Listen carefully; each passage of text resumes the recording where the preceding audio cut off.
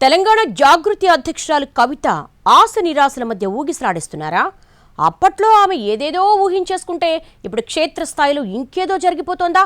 అట్నుంచి ఇటువైపు దూకుతారు అనుకుంటే ఇప్పుడు ఉన్నవాళ్లు కూడా టాటా బై బై చెప్పేయడం కంగారు పెడుతోందా? చివరకు స్థానిక సంస్థల ఎన్నికలు కూడా ఆమె ఆశల మీద నీళ్లు చల్లాయా? ప్రజెంట్ కవిత శిబిరం అంచనాలేంటి?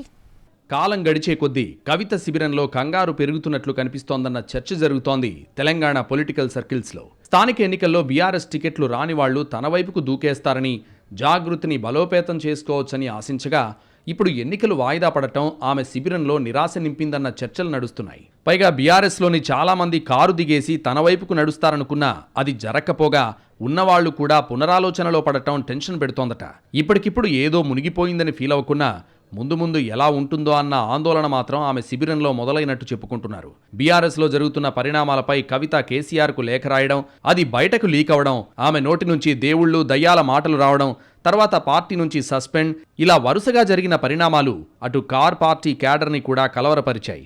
అయితే ఎమ్మెల్సీ పదవికి పార్టీ ప్రాథమిక సభ్యత్వానికి రాజీనామా చేశాక చాలామంది గులాబీ లీడర్స్ తమ నాయకురాలికి టచ్లోకి వచ్చినట్టు లీకులిచ్చారు కవిత అనుచరులు.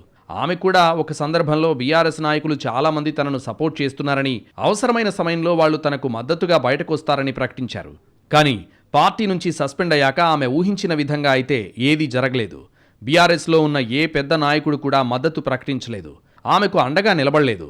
దాంతో కవిత చెప్పిన ఆ టైం ఇంకా రాలేదా?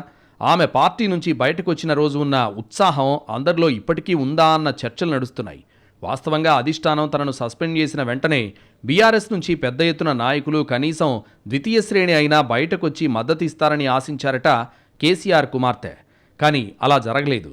ఆ తర్వాత స్థానిక సంస్థల ఎన్నికల మీద గంపెడాసలు పెట్టుకున్నారు. ఆ ఎన్నికలు జరిగితే బీఆర్ఎస్ టికెట్ దక్కని వాళ్లు తన వైపుకు వస్తారని, అలాంటి వాళ్లకు జాగృతి మంచి ప్లాట్ఫామ్ అవుతుందని కూడా ఓపెన్ ఆఫర్ ఇచ్చారామె. కానీ ఆ ఎలక్షన్స్ వాయిదా పడ్డంతో పాటు తిరిగి ఎప్పుడు జరుగుతాయో క్లారిటీ లేదు. దీంతో జాగృతి వైపు చూసే నేతలు తగ్గిపోయారన్న చర్చ జరుగుతోంది పొలిటికల్ సర్కిల్స్లో. అదంతా ఒకెత్తైతే కొత్తగా మొదలైన ఘర్ వాపసీ ఆమె వర్గాన్ని మరింత ఆందోళన పెడుతోందట. ఎంతైనా కేసీఆర్ కుమార్తె అన్న అభిమానమో లేక ఆవేశమో అప్పట్లో కవిత వెనుక నడిచిన కొందరు బీసీ నేతలు, మరికొందరు ఇతర బీఆర్ఎస్ ప్రజాప్రతినిధులు ఇప్పుడు తిరిగి బీఆర్ఎస్ వైపుకు అడుగులేస్తున్నారట. లేఖ ఎపిసోడ్లో కవితతో పాటు ఉన్నవాళ్లు కొందరు తిరిగి తెలంగాణ భవన్లో కనిపించడం ఆసక్తి రేపుతోంది. ప్రస్తుతానికి జాగృతి తరపున కార్యక్రమాలు నిర్వహిస్తుండగా భవిష్యత్తులో ఆమె పార్టీ పెట్టే అవకాశం ఉందన్న ప్రచారం జరుగుతోంది. కానీ పార్టీ రంగు, రుచి, వాసన ఎలా ఉంటాయన్నది ఇప్పటికీ క్లారిటీ లేదు. ఈ పరిస్థితుల్లో తాజాగా మొదలైన రివర్స్ వలసలతో పార్టీ పెట్టడంపై అనుమానాలు రేగుతున్నాయట. ఇన్నాళ్ళు సరే పార్టీ పెట్టినప్పుడు చూద్దామనుకున్న వాళ్ళు కూడా ఇప్పుడు ఎలా ఉంటుందో తెలియదని, దగ్గరికెళ్లి అనవసరంగా డిస్టర్బ్ అవడం ఎందుకని అనుకుంటున్నట్టు సమాచారం.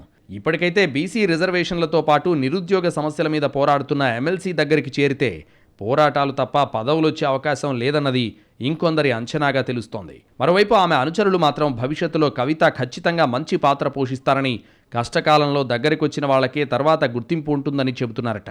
ఇలాంటి వాతావరణంలో కవిత తదుపరి అడుగులు ఎలా ఉంటాయో, వాటికి పొలిటికల్ రియాక్షన్స్ ఎలా ఉంటాయన్నది ఆసక్తికరంగా మారింది.